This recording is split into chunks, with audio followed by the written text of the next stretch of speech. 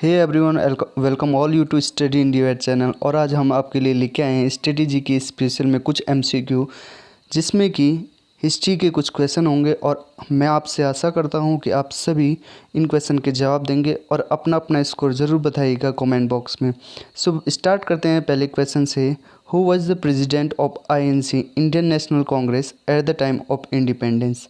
इस क्वेश्चन का मतलब ये है कि इंडिपेंडेंस के टाइम पे इंडियन नेशनल कांग्रेस के प्रेसिडेंट कौन थे। ओके, तो इस तरीके से आपको यहाँ पे आंसर बताना है। तो इसका जो आंसर होगा ये होगा JB Kripalani. Okay, JB Kripalani पेशे से एक टीचर थे and he was also associated with the Champaran movement. Okay, Champaran movement से भी ये एसोसिएटेड थे।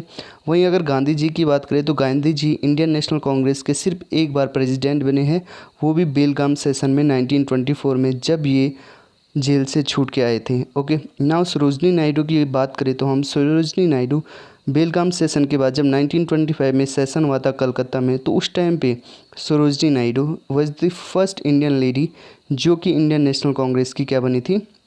यहाँ पे फर्स्ट इंडियन लेडी बता रहा हूँ मैं आपको, इंडियन नेशनल कांग्रेस की प्रेसिडेंट बनी थी। ओके, जो फर्स्ट लेडी थी इंडियन नेशनल कांग्रेस की जो प्रेसिडेंट बनी थी वो थी Annie Besant. Okay, Annie Besant था उनका नाम। इस तरीके से आपको याद रखना है।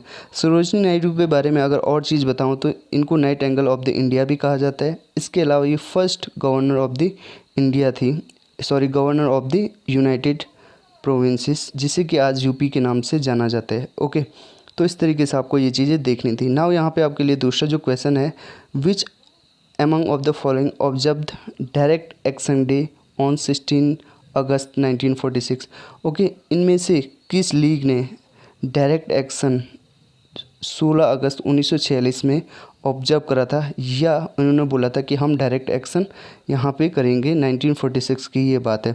तो आपको आंसर बताना है। आई होप आपने आंसर दे दिया होगा। इसका जो आंसर है मुस्लिम लीग है। ओके, क्या हुआ था जब कैबिनेट मिशन आया था इंडिया में, ओके, 1946 में, 24 मार्च 1946 में, तो उसके बाद कहा गया था कि एक इंटरिम गवर्नमेंट बना दीजिए। ओके, तो इंटरिम गवर्नमेंट में नेहरू के लीडरशिप में इंटरिम गवर्नमेंट बनाने जा रही थी Indian national Congress, but Muslim league ने यहाँ पे रिजेक्शन दे दिया कि हम इंडियन नेशनल कांग्रेस जो इंटरिम गवर्नमेंट होगी इसको ज्वाइन नहीं करेंगे। हम चाहते हैं कि हमारे लिए दूसरा नेशन होना चाहिए, जो कि ये पाकिस्तान की मांग कर रहे थे। ओके, और कैबिनेट मिशन ने पाकिस्तान की जो डिमांड थी इनकी पूरी नहीं करी थी, इसलिए इन्होंने कहा कि अब से हमें क्या करना पड़ेगा, डायरेक्ट एक्शन, खुद से एक्शन लेना पड़ेगा। तो ये 16 अगस्त 1946 की डेट को आप ज़रूर याद रखिएगा, ये इंपॉर्टेंट बन जाती है आपके लिए। ओके, सो नाउ यहाँ पे आपके लिए दूसरा जो क्वेश्चन है, तीसरा क्वेश्चन है ये, who among the following introduce subsidiary alliance. Okay, यहाँ पे सब्सिडरी अलायंस इनमें से किसने इंट्रोड्यूस किया था, कौन लाया था, तो आपको आंसर बताना है। तो इसका जो आंसर है लॉर्ड वेलेस्ली है। लॉर्ड वेलेस्ली का जो कार्यकाल था वो 798 से लेकर 1803 तक था। ओके, ये सब्सिडरी अलायंस लेके आए थे। सब्सिडरी अलायंस में क्या होता था कि जो ब्रिटिश गवर्नमेंट होती थी वो अपनी फोर्सेस को डिप्लॉय करती थी दूसरे स्टेट में, ओके, दूसरे प्रिंसली स्टेट में, और उसके बदले ये क्या करते थे, इनकी सर्विस जो इन्होंने फोर्स रखी थी, अगर इस फोर्स को पेमेंट नहीं कर पाते तो जो स्टेट था ब्रिटिश गवर्नमेंट के अंदर आ जाता था। तो इस तरीके से आपको सब्सिडरी अलायंस समझनी थी। वहीं अगर लॉर्ड क्लाइव की बात करें तो लॉर्ड क्लाइव आपको पता होगा 1757 में इन्होंने बैटल ऑफ प्लासी लड़ी थी। ओके, बैटल ऑफ प्लासी लड़ी थी और ड्यूल गवर्नमेंट की स्थापना करी थी। ओके, यहीं अगर लॉर्ड कनिंघम की बात करें तो जो लॉर्ड कनिंघम थे 1861 में इन्होंने यहाँ पे ASI, okay, archaeological survey of India की स्थापना करी थी और उसके पहले डायरेक्टर भी बने थे। वहीं हम लॉर्ड कैनिंग की बात करें तो जो लॉर्ड कैनिंग का जो कार्यकाल था लॉर्ड डलहौजी के बाद 1856 के बाद 1857 से लेकर 1862 तक था, और 1862 में ही इंडिया के 3 हाई कोर्ट बने थे, बॉम्बे में, ओके, मद्रास में और कलकत्ता में। ओके, इसके अलावा यहाँ पे याद रखना है जो लॉर्ड कैनिंग है ये फर्स्ट वाइसरॉय ऑफ इंडिया थे। Okay, first viceroy of India थे। 1858 के जो काउंसिल एक्ट हुआ था उसके बाद जो गवर्नर को वाइसरॉय कहने लगे थे। ओके, तो इस तरीके से आपको यहाँ पे चीज़ें याद रखनी है। सो नाउ यहाँ पे आपके लिए जो क्वेश्चन है कि पूर्ण स्वराज, इंडियन नेशनल कांग्रेस ने कब पूर्ण स्वराज को एडॉप्ट करा है। ओके, कौन से सेशन में करा है, आपको सेशन का नाम बताना है। तो eight which among the following place, okay, कौन से प्लेस में इंडियन नेशनल कांग्रेस ने पूर्ण स्वराज को एडॉप्ट करा था, ओके। तो इसका जो आंसर होगा लाहौर होगा, ओके। लाहौर कौन सी नदी के किनारे बसा हुआ है? लाहौर रावी नदी के किनारे बसा हुआ है, ओके। इस तरीके से आपको यहाँ पे ये चीज़ें याद रखनी है। इसके अलावा जो लाहौर है, लाहौर में जो प्रेसिडेंट थे, ओके, आईएनसी के जो प्रेसिडेंट थे वो जवाहरलाल नेहरू थे। इस तरीके से आपको याद रखना है, ओके। नाउ जो कराची है, कराची में एक इम्पॉर्टेंट सेशन हुआ था 1932 में, ओके। 1932 में इम्पॉर्टेंट सेशन हुआ था जिसके हेड थे हमारे आयरन मैन, ओके, वल्लभ भाई पटेल जी, ओके। जिसमें कि यहाँ पे इन्होंने 1932 में जो वल्लभ भाई पटेल थे, यहाँ पे इन्होंने फंडामेंटल राइट को भी क्या करा था, लेआउट करा था यहाँ पे फंडामेंटल राइट को। और इसके अलावा एक और चीज़ आपको यहाँ पे याद रखनी है कि कराची सेशन में बताया गया था कि स्वराज किस तरीके का होगा, ओके। स्वराज की यहाँ पे डेफिनेशन दी गई थी कि हम किस तरीके का यहाँ पे स्वराज चाहते हैं, ओके। तो ये भी इम्पोर्टेंट है, ओके। नाउ यहाँ पे आपके लिए जो क्वेश्चन है, in which year at which place Indian national anthem was sung for the first time. Simple से इसका मतलब ये है कि नेशनल एंथम को सबसे पहले कब संग किया गया था, ओके, कौन से सेशन में किया गया था। इस तरीके से आपको यहाँ पे आंसर बताने हैं।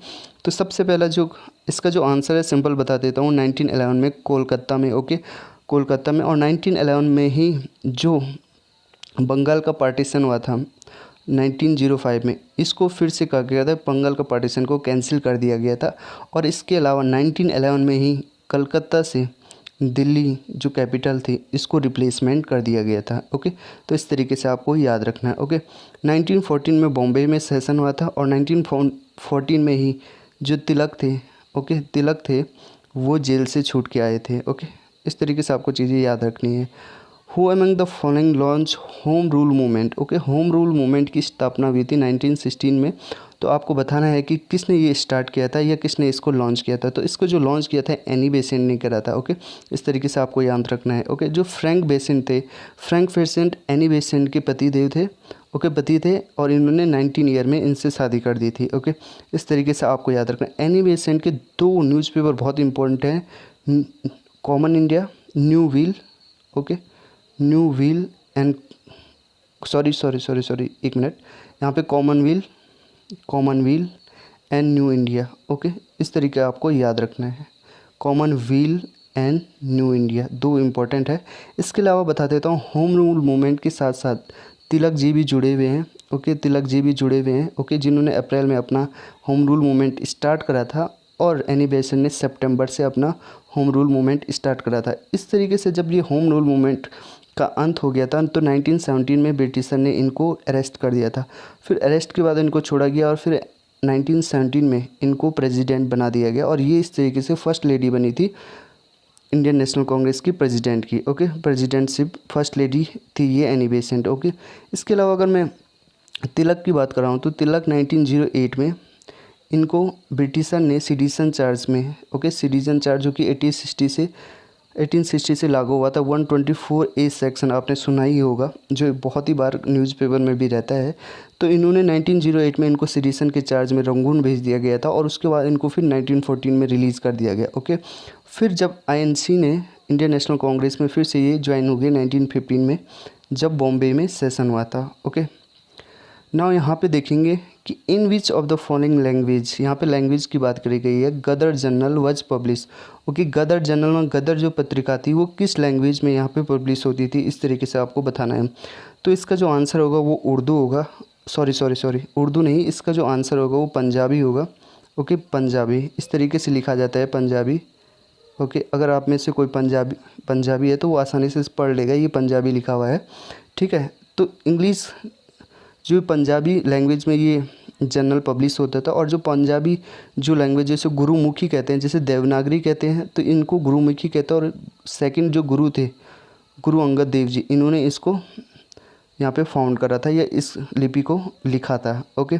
इसके अलावा मैं बताता हूँ जो गदर है, गदर इस्टेब्लिश हुआ था, जो गदर रेवोल्यूशनरी मूवमेंट था, इसको 1930 में स्टार्ट किया गया था, ओके। और इसका जो हेडक्वार्टर था वो सैन फ्रांसिस्को में था, यूएसए में, ओके।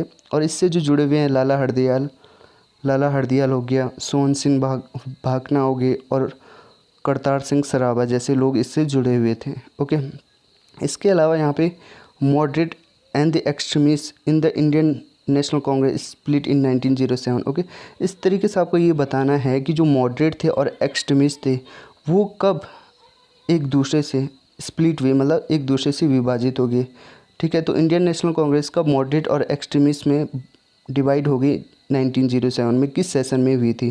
तो इस तरीके से आपको बताना है कि कौन सा यहाँ पे आंसर होगा। तो इसका आंसर होगा सूरत। सूरत स्प्लिट आपने बहुत बार सुना भी होगा। ओके, इसकी कहानी मैं आपको थोड़ा सा बता देता हूँ ताकि आपको चीज़ें ज़्यादा बेहतर से समझ में आए। ओके, 1905 में एक्सट्रीमिस्ट चाहते थे कि हमारी तरफ से कोई ना कोई प्रेसिडेंट होना चाहिए इंडियन नेशनल कांग्रेस का, बट मॉडरेट्स ने इसको, मॉडरेट थे उन्होंने रिजेक्ट कर दिया और 1904 में गोपाल कृष्ण गोखले को बना दिया। ओके, ये रिस्पेक्टेड पर्सन थे इसलिए इनको किसी ने मना भी नहीं किया था। ओके, इसके बाद 1906 की बात आती है। 1906 में फिर दादा भाई नौरोजी को बना दिया जाता है। ये भी एक रिस्पेक्टेड पर्सन थे इसलिए इनको कोई अपोज नहीं करता। फिर 1907 में आया। 1907 में एक्सट्रीमिस्ट ने कहा इस बार तो हमारा बनेगा ही बनेगा प्रेसिडेंट, बट इस बार फिर से मॉडरेट ने मना कर दिया और फिर इन दोनों के बीच में घमासान हुआ। रास बिहारी बोस 1907 में प्रेसिडेंट बने और यहाँ जूता उछल गया। ओके, यहाँ पे कुछ कहानी ऐसी ही है। ठीक है, इस तरीके से 1900 में एक्सट्रीमिस्ट और मॉडरेट के बीच में क्या हो गया, स्प्लिट हो गया ना। यहाँ पे आपको थोड़ा सा एक चीज़ और बताते हैं, व्हाट इज मॉडरेट और एक्सट्रीमिस्ट। आप लोगों में से बहुत लोग कंफ्यूज हो रहे हैं कि मॉडरेट और एक्सट्रीमिस्ट किन्हें कहते हैं। देखिए, मॉडरेट वो लोग थे जो ब्रिटिशर से सिर्फ पिटीशन करते थे, अर्जी करते थे और कॉन्स्टिट्यूशनल वे में चलते थे कि हाँ भाई जो ब्रिटिशर बोलेंगे वही होगा। ओके, और बट ये हमारे वेलफेयर के लिए काम कर रहे हैं। ओके, नाउ एक्सट्रीमिस्ट कहते थे ये हमारे वेलफेयर के लिए काम नहीं कर रहे हैं और हमसे इनसे हमें अपना हक छीन के हक छीनना पड़ेगा। ओके, तो इसमें एक्सट्रीमिस्ट में थे जैसे लाल, पाल और बाल और घोष। ओके, अरविंदो घोष। ओके, अरविंदो घोष, ऑरोविलो नाम तो आपने सुना ही होगा। तो इस तरीके से स्टैटिक जीके एमसीक्यू का यहाँ पे एंड होता है। आई होप आपने बहुत कुछ यहाँ पे सीखा होगा। सो यहीं पे रखते हैं, इसको एंड करते हैं। प्लीज़ सब्सक्राइब ज़रूर कीजिएगा अगर आपने बहुत कुछ सीखने को मिला है। और इसी तरीके हम डेली बेसिस पे स्टैटिक जीके एमसीक्यू आपको लेके आएंगे। सो कनेक्ट रहे हमसे स्टडी इंडिया चैनल से और प्लीज़ सब्सक्राइब ज़रूर कर दिए ताकि आपको रोज़ रोज़ इसके नोटिफिकेशन ज़रूर मिले। So thank you for the day.